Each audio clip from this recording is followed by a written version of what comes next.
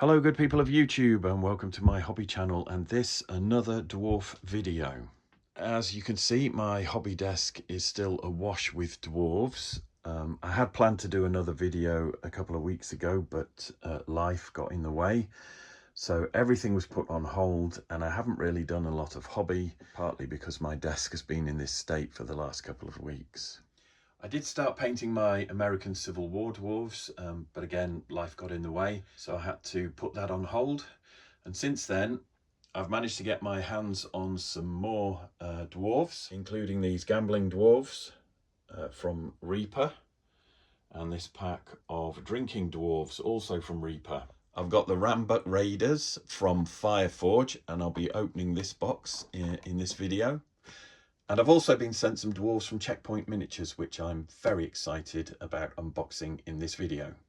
Something else I'm hoping to do in this video is to take another look at the Oathmark dwarves and the FireForge Stone Realms and see how they scale up against some of the Lord of the Rings and Middle-earth dwarves. So without further delay, I'll clear the table in front of me and start with an unboxing of the Stone Realms Rambukk Raiders.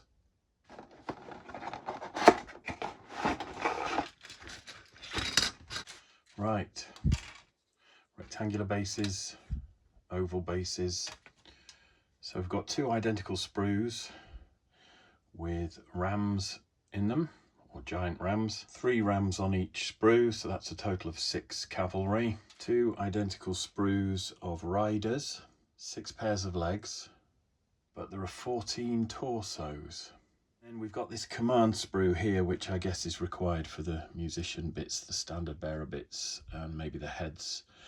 But that gives you 4 extra legs. So with the extra torsos, the arms and heads that you don't use, you could potentially build another 4 infantry, and then maybe do the same, combining the additional torsos with the extra legs that you get in this box. I won't spend too long on this sprue because I've already looked at it in the previous dwarf video that I did, where I opened the arquebusiers, but that's basically a FireForge Stone Realms command sprue. 4 sets of legs, a variety of arms to make heroes, musicians, and a standard bearer with some extra heads. Okay, now the exciting part. 3 rams split in half, left side and right side. So the left side has the heads and the tails, the right sides don't. And it looks like they could be interchangeable. We'll find out when I have a go at building these. And then we've got the riders on this sprue, the 3 legs, to give you a total of 6 riders and lots more head options and some weapon options. So there are the 3 sets of legs. We've got some left arms there, which are probably holding reins. These are actually the front of the torsos. There appear to be some females. Some breastplates there. These breastplates here that need the neck or chin guard on, and then a female torso there. And then we've got some heads which look similar to the heads on the arquebusiers that I looked at in the last video.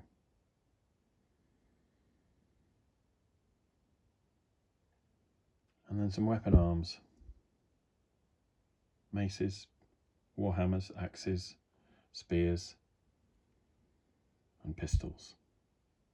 Right, so I've had a few problems with my camera focusing, but I've snipped off the rams from the sprues and laid them out as they appear on the sprues.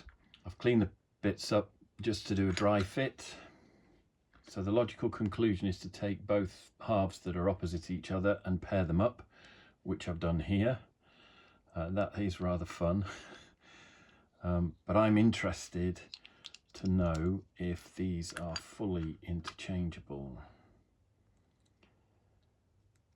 There is a little locator tab there on that one, which, so no.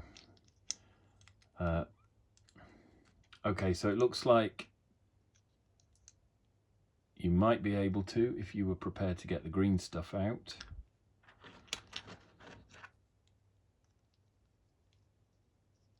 If you were really desperate to convert these, you might be able to.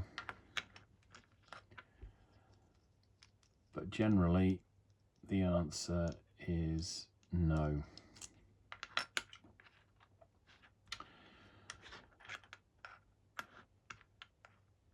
So that's how they appear on the sprue, and that's how they need to be paired up.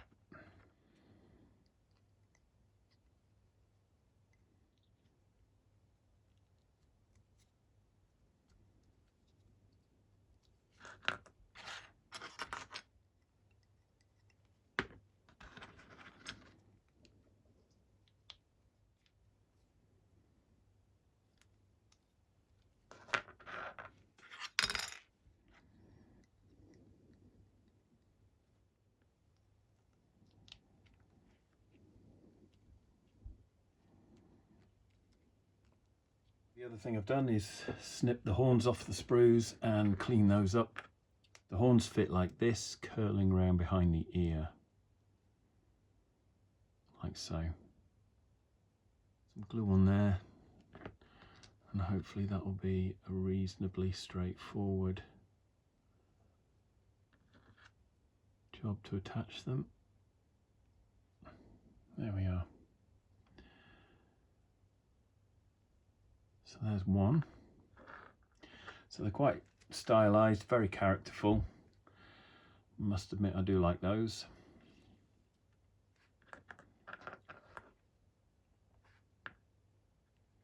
And by the design it looks like either the rear two legs or the front two legs will be attached to a base. I've cleaned up enough pieces to make 3 riders now for the ram, so we'll start with this one.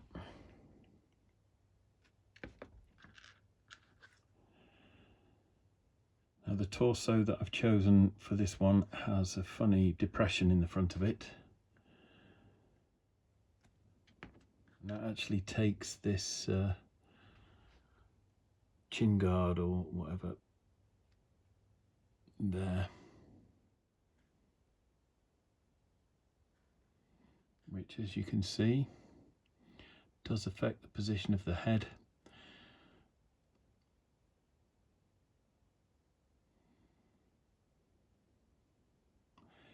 If the dwarf has a beard.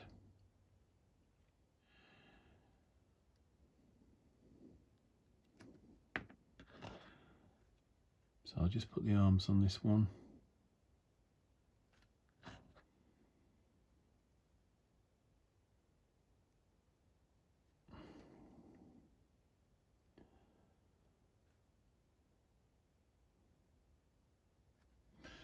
Okay, so I've assembled him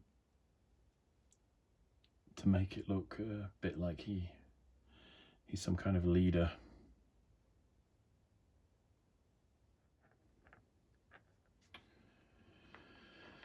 Right, so there are the 3 riders. I'll wait for those to dry and put them on the rams. And there are the 3 finished models, quite easy to put together. The bases I've got them on are just temporary because I haven't decided exactly how I want to use these models. And I haven't glued the riders on yet either. But I quite like the way they've turned out. I think they look quite cool. And we'll do some scale comparisons with other cavalry miniatures towards the end of this video. The next thing I wanted to showcase are these Reaper Bones Dwarves. The pack of townsfolk drinking dwarves, 4 of those, 30139, and the pack of townsfolk gambling dwarves, of which there are 3. That's 30138.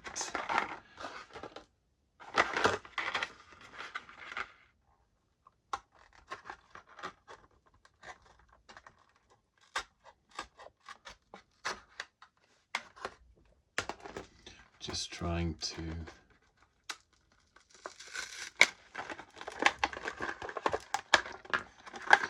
get the dwarves out without completely annihilating the packaging, which is just a sort of OCD thing that I have.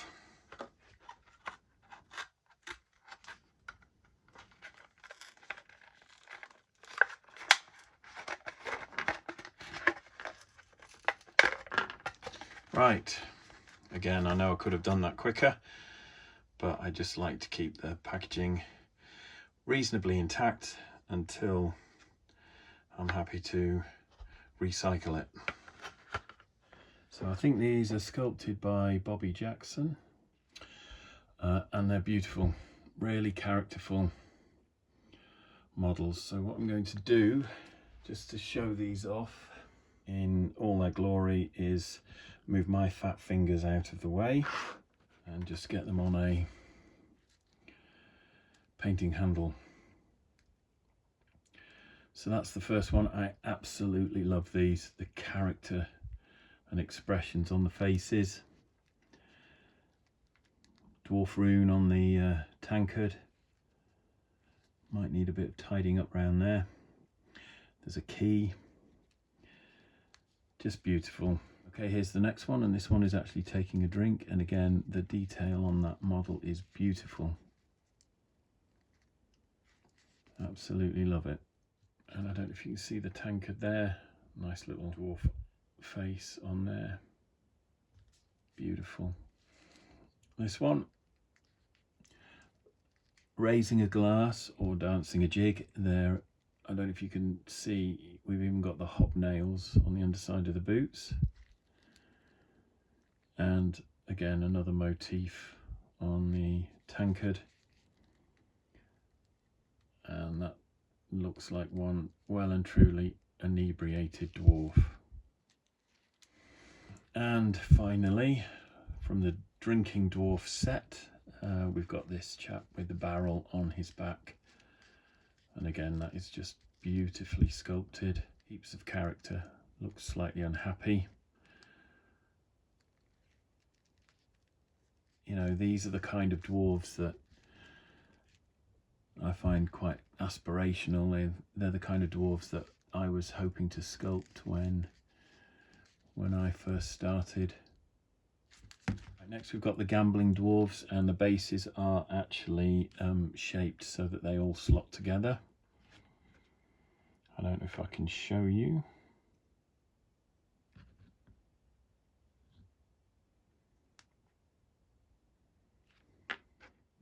But they all fit together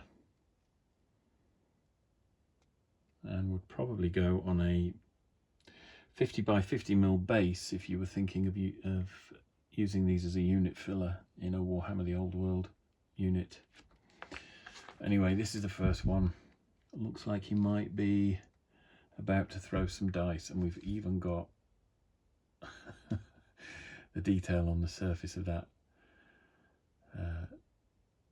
die there. That is just immense. Some coins by his feet. Again, really beautifully sculpted. The next one is the one watching. Again, more coins at his feet. And just waiting in anticipation. And the third one is actually kneeling down and studying very closely. And we've got some more coins there. Really beautifully sculpted, those, and just 2 sets there from Reaper bones, and they are absolutely exquisite. Just want to compare that with an earlier Reaper bones dwarf. I think this is probably bones 1. It was 2014. So this is the more flexible bones plastic, which is not my favourite. I don't know what he's holding up there. Some kind of rune that looks a bit like Thor's hammer. But you can see the difference in style and character in those two different interpretations of Dwarf, both from Reaper Mini. And I don't know if you can see there how those two packs work really well together. There's an opportunity there to just make an awesome unit filler, or quite an interesting little diorama or vignette for your Warhammer the Old World Dwarf army if you wanted to. And of course also Reaper tend to market their miniatures towards the role-playing community, so of course their miniatures are priced accordingly, but they do look absolutely fantastic, and I think they add some excellent character to rank and file troops. This is something that I'm really excited about. Now, most of what you see in my videos are either miniatures that I've had in my own personal collection for a considerable length of time. They are things that I've bought recently to fill gaps in my collection that perhaps came about through a change of circumstances in my life, various hardships at various times, or they're models that I've gone out and bought specifically to do a video or build a new army as part of a project that I'm working on. Occasionally, as with Dead Man's Hand or now Victrix as well, I get miniatures that are either free samples that are sent to me or heavily discounted. But these were very kindly sent by Mark Dixon of Checkpoint Miniatures. So for full disclosure, they haven't actually cost me anything. I absolutely love these miniatures, and I did request these so that I could do these videos. I was happy to pay for them, but Mark very kindly gifted them to me. So what you're about to see now are two dwarf units that I'm going to build as an ongoing project, not in this video, but I'll retrieve a couple of the models to show you and to do some scale comparisons.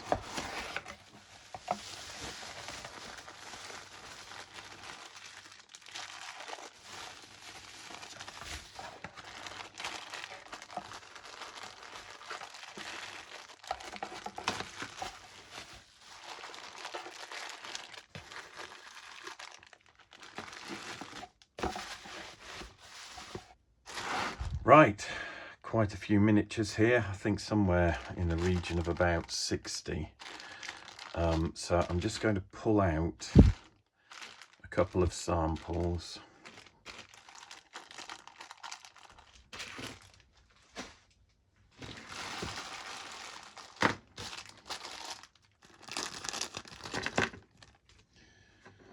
So I'll start with these, which I think are some Gallic or Celtic Dwarves.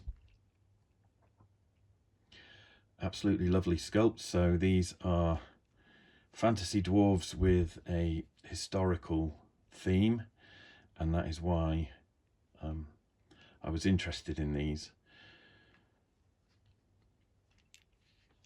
So I will be building a small army of Gallic or Gaelic or Celtic dwarves, and these models will form the mainstay of that.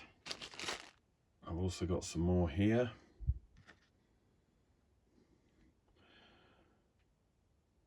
That are dressed slightly differently. And they come with shields that you can attach. If you check out the Checkpoint Miniatures website, you will see painted examples of many of these miniatures. And they're absolutely beautiful. Now, of course, no warband or army would be complete without someone to fight. And so we've also got some Roman dwarves. And again, these come with Roman shields.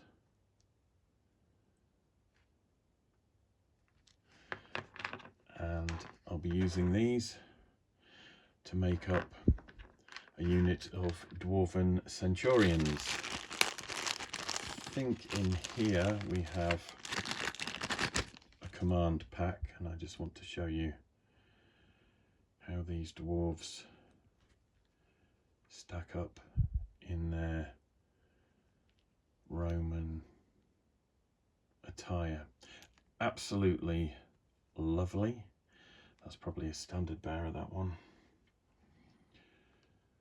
Well, there's two there, so I can't wait to get these built, assembled and painted. But as I said, that is something for a separate video. And I do have some Victrix Romans and some Romans from Warlord Games, Romans and Celts, I think, basically the starter set. And if you've seen any of my other videos on this channel, you will know one of the things that I'm interested in doing is mixing up fantasy elements with historical miniatures, and doing that generically rather than buying into any particular gaming system. And that's what these guys are for. But whilst I'm doing a video on dwarves, these will form part of a scale comparison at the end of this video, which is why I cracked the box open now and got these out. So thank you again to Mark Dixon from Checkpoint Miniatures.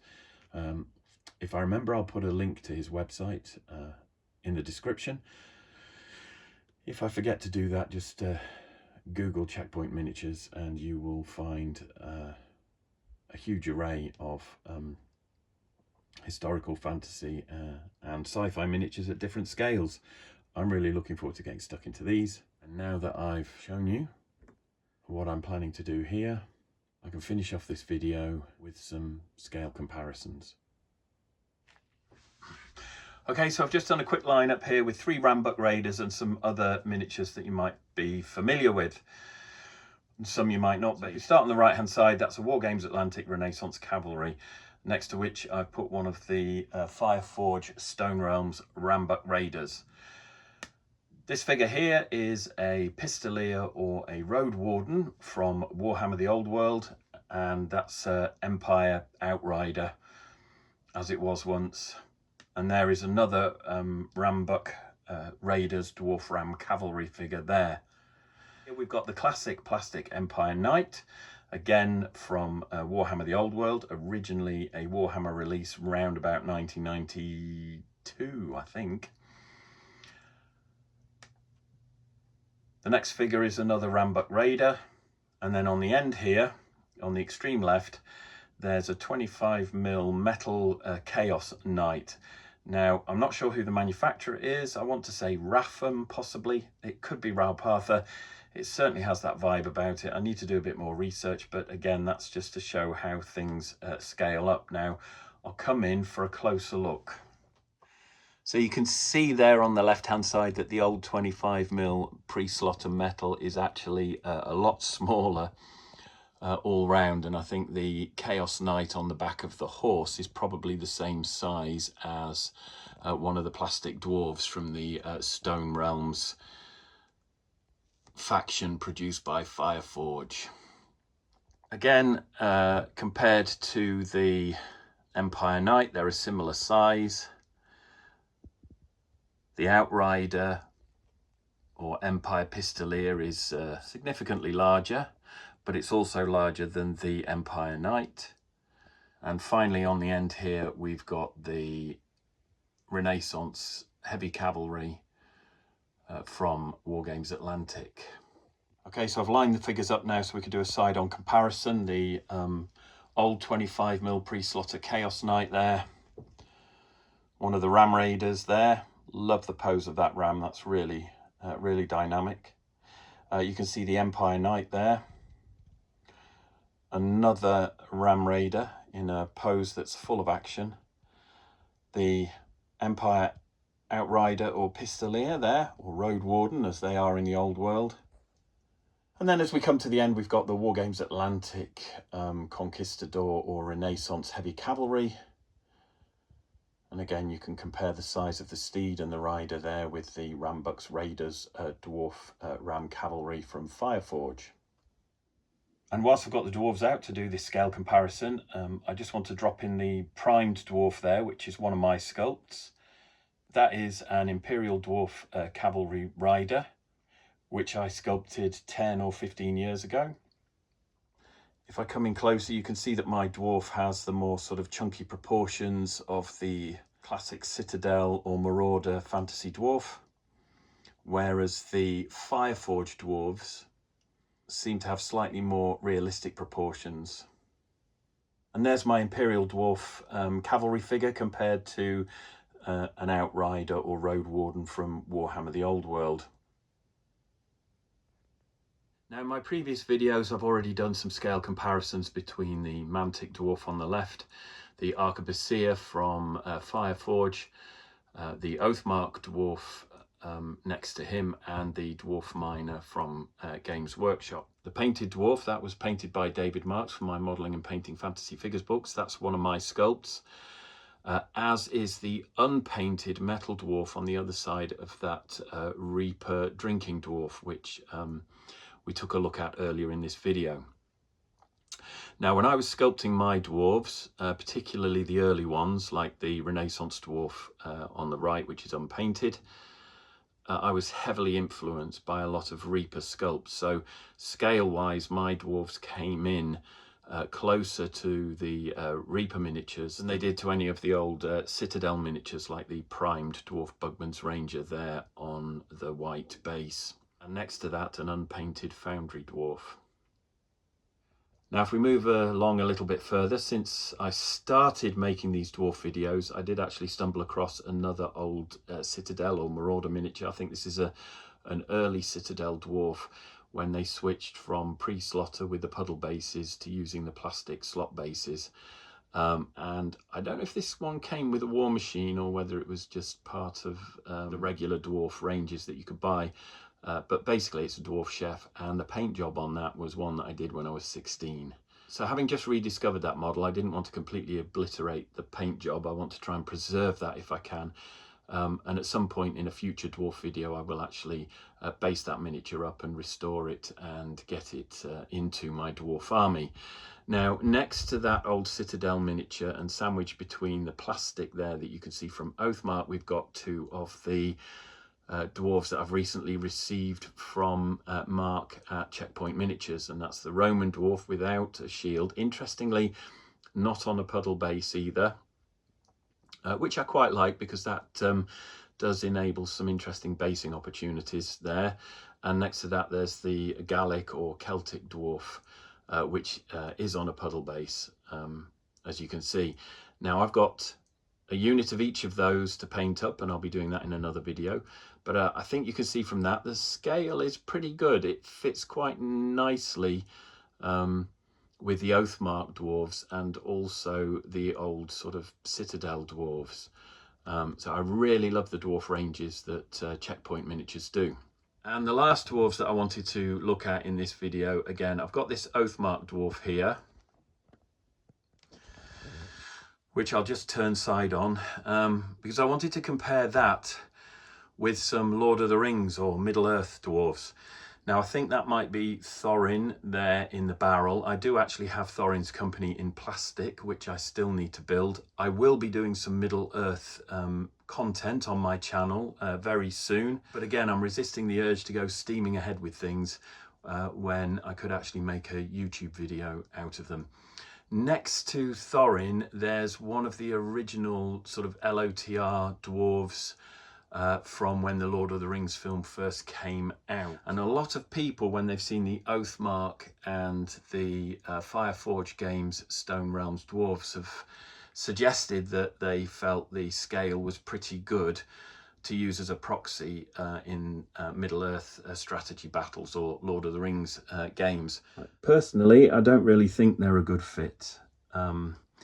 The dwarves from The Hobbit and the Lord of the Rings are very much 25mm in scale. The proportions are what you might call anatomically more accurate, certainly to the film. I know that they were sculpted at a 25mm scale rather than a 28mm scale because both Alan and Michael Perry, when they were producing many of these miniatures, originally had to create sculpts that were a good likeness of the actor that was portraying the particular character that was being sculpted, and therefore anything in the range had to kind of complement and fit with that. So they dropped the kind of big heads and big hands that you often see with the more stylized fantasy miniatures that are already out there. The dwarf chef or cook on the extreme left being a good example of that. So whilst the Oathmark and the FireForge Stone Realm dwarves are perhaps more anatomically correct than a lot of the classic fantasy dwarves, I still think they're quite big, I still think they're quite chunky, and for me they don't really fit. But I know it's probably going to be useful for you guys to see these lined up so that you can make your own decision on that one. And as you can see from the boxes arranged at the back of my hobby table, I've still got a lot of stuff to get through. I will be doing an unboxing and building video for the dwarf cannon and organ gun.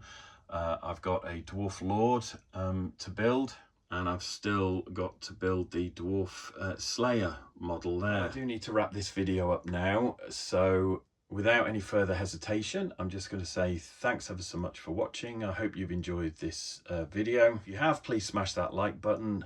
Please subscribe to my channel for more videos like this. Please feel free to leave a comment, but keep those comments kind and respectful. And most of all, take care of yourselves, and I'll see you in the next one.